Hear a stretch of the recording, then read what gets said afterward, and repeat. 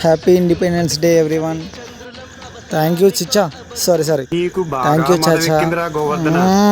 అందగాడు.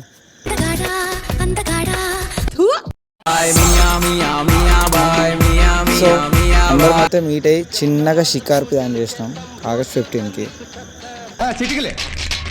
సో బిర్లా మందిర్ దర్శనం కంప్లీట్.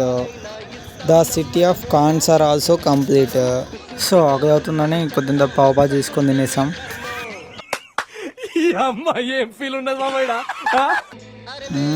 పూరా హవా చేరాయి హైదరాబాద్ పే.